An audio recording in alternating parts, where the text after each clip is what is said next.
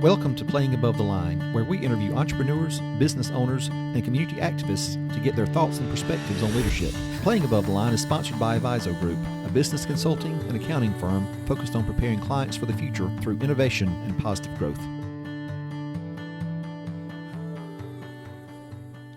Welcome to Playing Above the Line. I'm Alan, your host, and I'm excited about today's episode because our guest is Joe Toomey, and he is currently a realtor with Bellator Real Estate and Development here in Baldwin County.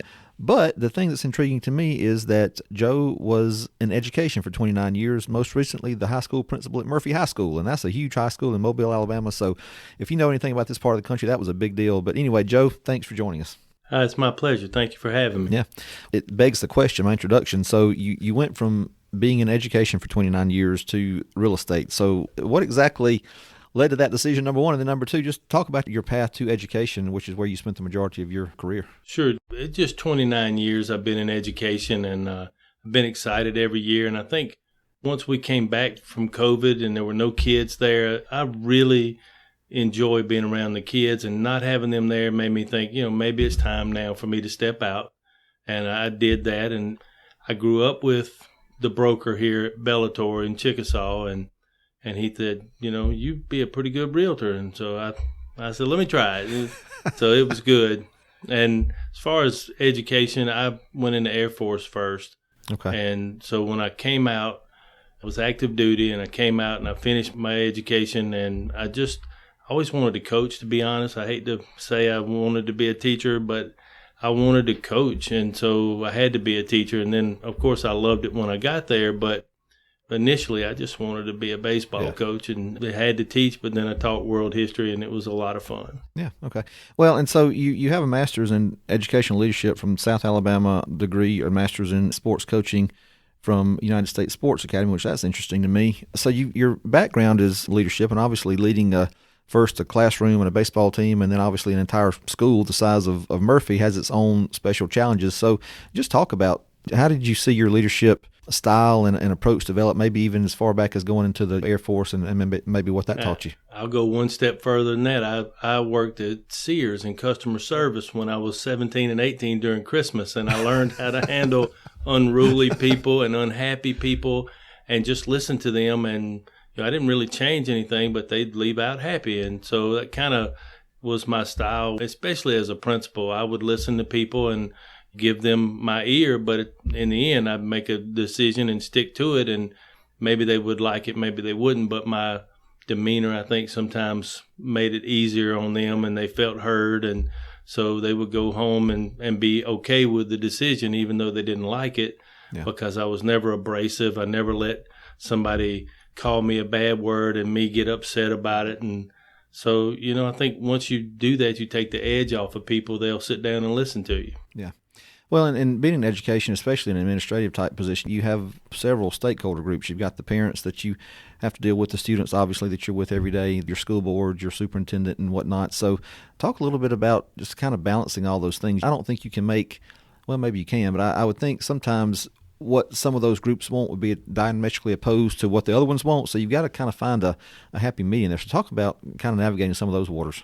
Yeah, it's a tough mix to do that. But if you do everything you do for children, then you don't really care who gets mad about it. If what you did was to help kids and your school board gets mad, then they were probably wrong, because we're in the business right. of helping children. And that's my first and foremost. Then the teachers need to be happy, but they also need to know that they're held to a standard and they have to do things the right way, but that you have their back. And then, the parents are super important. And last would be the school board to me, because there's a lot of people in the school board that are very good at what they do, but that's 5 people as opposed to a school of 2,500 kids. Mm-hmm. Then you're going to have a lot of parents, and that's a lot more important to me. Yeah, no doubt. Murphy's a huge school. How many students were there when you were there? Actually, Mary Montgomery was bigger when I was at Mary Montgomery. Okay. Murphy used to have over 3,500, but it's down now it was 19 when I got there, 19 or 1,800. Yeah. So what did a typical day look like for a principal of a 1,900 student school? I mean, I would imagine that most of your day was filled maybe with things you probably didn't get an education for, primarily to begin with. So a lot of administration type things. But so what was a typical day like? I'm not going to say getting your education degree is a waste of money, but nobody can teach you to do what you have to do to be a teacher or a principal. Those are just innate skills or skills that you learn over time. But first thing I would do would be make my wife mad because I get up early, it'd be 4:30 and getting up, kiss her goodbye about 5 o'clock because it was an hour drive for me. Yeah. And so I get to school at 6 o'clock, walk around, make sure everything's okay from the day before. And then I would sit down and have a little quiet time for me, work on some emails, read my Bible, say a prayer, before the day started. And then by 6:30, you put your skates on and you're outside, because if anybody got mad at somebody last night, the first thing they want to do is come fight in the morning, So you get out at 6:30 and stay out there until the bell rings at 7:10. And then 7:20, the kids are in class, and then you got a little break. Mm-hmm. But that's when all your parents come in. So from 7:20 to maybe 9:30, you're dealing with parents and emails, and then it's almost lunchtime. And lunchtime is the time you have to have your head on a swivel, and you be like the little sheepdog in the cartoons. And I would just sit out in the lunch wave, and we'd have people everywhere, just to make sure, nobody got mad. Big crowd gets together, you just walk over there and get in between them. Mm-hmm. And a lot of times just your presence will make it okay. And then it kind of slows down after lunch. You have about a 30-minute period where it's 1 o'clock and all the administrators are eating their lunch. Then the buses come, and then you start over the next day. Unless there's a ball game, in which case you're there till midnight. So, yeah, a lot goes into leading a school of that size for sure. Think back, we like to ask folks if they have any formal mentor or someone who's had an influence on you as far as your either leadership philosophy or your decision to go into education. Can you point to any mentors or influences you've had in your life? My 11th grade teacher is the reason I went into education. His name was Wesley Floyd at Viger High School. He's an awesome man, and he enjoyed his work, and he made history fun, and he played with us. He was kind to us and always talked and had fun in class instead of real strict. We were good because he kept us engaged. Mm-hmm. And I think that's probably the first person that put me on that path. And then when I got my first job, the guy that's now the president at University of Mobile, Lonnie Burnett, was my mentor, and he really showed me what to do as a teacher. Now, as an administrator, you're thrown to the wolves. You really don't have a mentor, and it's sad to say this, but, there are other principals may not be that concerned if you're successful, because it's kind of a competition for some people. I was never that way, but some people would be like, I got here on my own, you're going to have to get here on your own. And that's, I understand that, but I don't believe in that way. I was in the Air Force. I was a own sports team, so I'm used to being a teammate. And I just feel like whatever we're doing, even in real estate now, sometimes realtors will be competitive because, that's their pocketbook, but we can still help each other. Yeah. Well, so speaking of team members, and I don't, it can be either the team at Bellator or your team at Murphy High School or Mary Montgomery, but what were some of the characteristics that you looked for when you were trying to either hire whether it was an assistant principal or a counselor or a teacher? What were some of the leadership type traits or characteristics you would look for? I have a unique interviewing skill. I don't write anything down. I just talk and I watch them. I had the same secretary at 3 schools. I brought her with me, and I would leave people out in the waiting room for a few minutes and see how they treat the kids. And she'd always give me the thumbs up or the thumbs down when they came in, so I would know. But every place is different. I was at a magnet school, and so, I needed really, really high academic people, and they didn't really have to worry about discipline. Right. But the rest of the time, I needed people who would be kind to people but still firm, and they didn't dislike my kids or whatever kids were there. That was it. And again, if they played a team sport or were in the military, I know they're not racist. I know they're not, used to being by themselves. They're used to being on a team, and we need each other in education. You don't want to wear 4 people out. So you need 40 people that do over and above what they're supposed to do. So that's what I look for, because, it doesn't matter how smart you are. If you can't control a class, you can't teach a class. So, yeah. So you've seen a lot in 29 years. I mean, that's a long career in education. So tell me how you've seen the students progress from when you first started to now. I mean, I know social media has a lot to do with it, just things that attract their attention as opposed to academics and whatnot, is a challenge. So, I mean, just talk about if there has been a big change, what you see is that change, and maybe what your advice might be to someone going into education today, because it's a lot different, I would imagine, than 29 years ago. Well, the kids change, but they don't change as much as you think they do. It's that you have people that have been there 30 years teaching that don't change. They're teaching the same way they taught this group of kids that didn't have an electronic device, and they had a different attention span. But you have to teach to the kids that you have. Yes, the kids that we have are smart, they're brilliant, they can do things hands-on. We never did anything hands-on growing on. It was, here's a piece of paper, here's the assignment. So, you have to change things up. But kids are kids. They're going to do what's required of them. They're going to do what you demand of them, but they're going to test you. If you say these are the rules, they have to be the rules. My wife will get mad at me now because if you say the dogs can't be in this room or the kids can't do this, you better mean it, because if you say it, I'm going to enforce it, because its structure is good for kids, for teachers, for everybody. Yeah. All right, so I have a son, Garrett. He's a senior at Auburn. He's 21 years old. He is majoring in English education. He wants to teach high school English. So what is the one piece of advice you would give him, or any young, new teacher for that matter coming out? I mean, the one thing that you think would be able to help them more than anything else in their new careers? Well, the first thing I would say is don't be a teacher of a subject. Be a teacher of students. A lot of times, in math people especially, they come in and say, this is the math curriculum and I teach math, but really what you teach is students. So if you're not able to do that, it doesn't matter, again, how smart you are. But in his case, an English teacher is a valuable thing anywhere you go. But I would say if you want a job and you want to keep a job, get in there and volunteer to do things. Get into the school and just be a part of it. We're not trying to work people to death, but we want people that want to be where they're at. Be where your feet are, and instead of always looking for the next job. And with the millennials and the age group they change jobs. I had 2 jobs in my lifetime other than the little things when I was 17. That was it.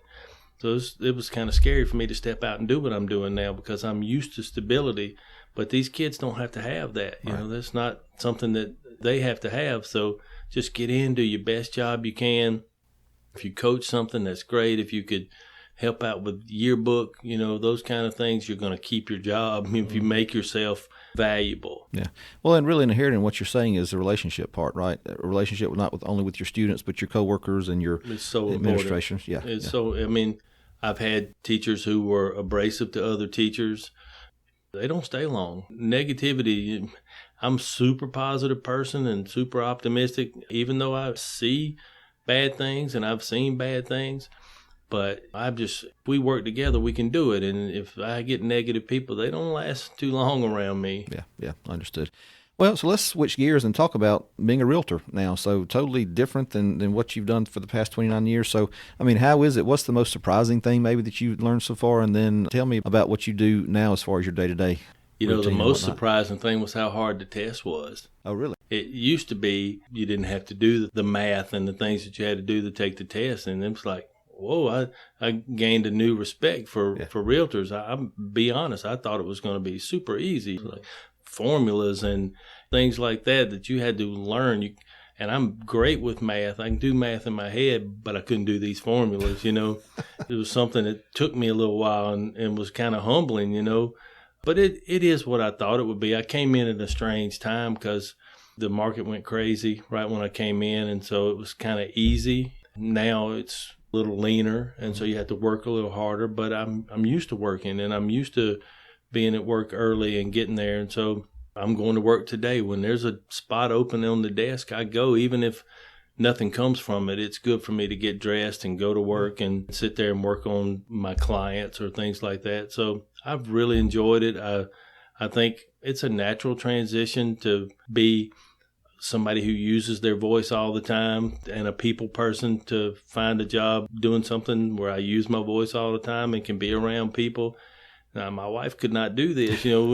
If people walk by our house, I talk to people, everybody, every stranger that comes by, and my wife finds a way to get back in the house. It's just difference in people.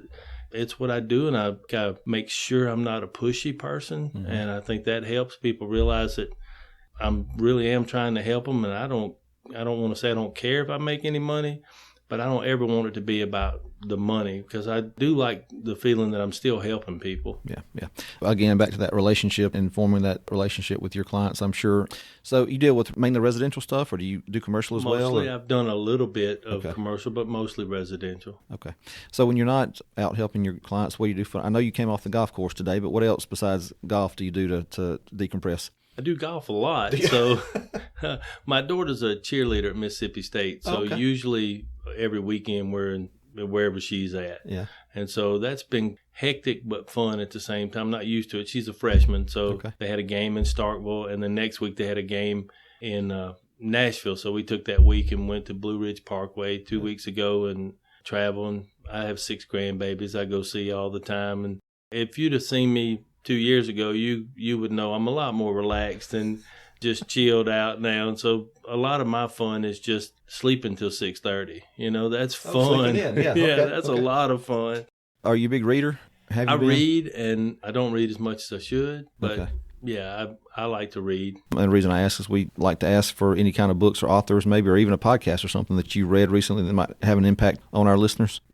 Well, okay, so I'm only 55, but inside I'm about 100. So I like Westerns, and so one of the ladies knew I loved Lonesome Dove, and she bought me Lonesome Dove, the book, which is a long book, and so I'm in the middle of that. But, I like anything with action, and I used to even like, Lord of the Rings, things like that. But if it's action, if it's like I loved The Last Lion, which is about Winston Churchill, things like that. Yeah. Well, so you taught history, right? Yeah. Okay. So if I gave you the opportunity, and we'll wrap up with this, if I gave you the opportunity to go back and sit down and either have a conversation or have dinner or have a drink or coffee or whatever with any person in history, who do you think that might be? That's a really tough question, because, the easy answer for me would be Winston Churchill. That's probably my favorite character of all time. But, I think I'd love to go see, talk to Lewis and Clark and people that went across it, Daniel Boone. Somebody went across the country, having gone through Tennessee just last week and thinking, how in the world, we went to Virginia, did somebody drive through this to get through this and find a town on the other side? So, I know that's probably not everybody won't say Abraham Lincoln or something like that, but I think that Jackie Robinson, somebody that had significance for me. That's great. All great answers. Well, Joe, thank you so much. We're going to link your either social media information or your website or whatever we have for you, email in the show notes, and so folks can get in contact with you there. But thanks for coming to visit with us. This has been great. Yeah, it was a lot of fun. Thank you. We hope you enjoyed today's episode, and if you did, be sure to rate, review, and subscribe on iTunes and Spotify. It definitely helps us in the ratings, and it also makes it easier for other folks to find the podcast. And as always, a big thank you to producer and editor Carrie Wolf. Playing Above the Line is sponsored by Aviso Group. If you want to know more about who we are and what we do, you can visit our website at avisogroup.com. That's AVIZO group.com. You can also check us out on Instagram, Twitter, and Facebook. Thanks for listening.